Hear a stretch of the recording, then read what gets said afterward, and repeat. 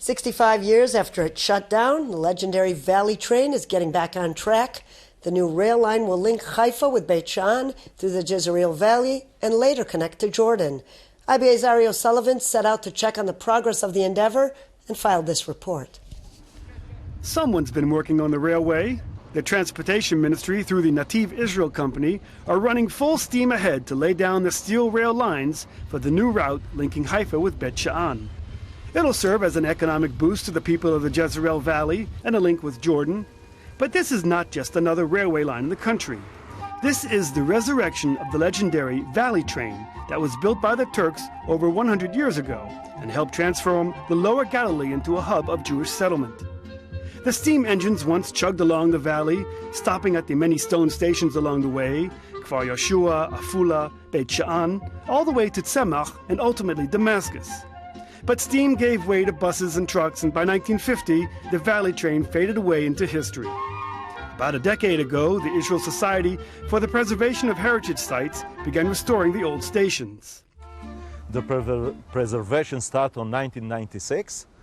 And we think that to tell this important story, the story is by the building that you can see, and the museum that showed the movie, the history movie, all together make the place and the story very, very important. The Jezreel Valley was the womb of early Zionism. It was here that the idea of kibbutz was formed, of social collectiveness, of returning to the land. And the Valley train was the lifeline to those settlements that lived here. Now, after the state was formed, the lifeline was paved over. Now, all these years later, a modern railway is being paved, and it's hoped that it will bring back prosperity to the valley. They're laying about 500 meters a day, and 5 new stations like this one at Kfar Yoshua are being built. It'll cross the country, linking Haifa through the Jezreel Valley, past Afula, all the way to Beit Sha'an. The plans call for the railway line to continue to Jordan over the Sheikh Hussein Bridge and on to Irbid, thus providing the Hashemite kingdom with access to a Mediterranean port. Officials say once the freight trains start running, it'll significantly reduce the number of trucks hauling goods to and from Jordan. It's no doubt about it.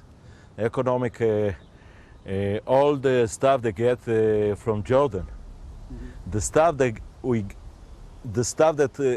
we get from Iraq, and even now from Turkish, by Jordan, will now take place very important to port of Haifa, by the railway, the new railway one.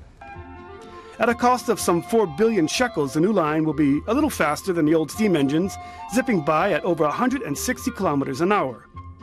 But no matter how fast it'll go, when it finally opens in early 2017, it will also be ushering back a bygone era when it rides its carpets made of steel on its Valley Odyssey. Ari O'Sullivan for IBA News. A double homicide in the city of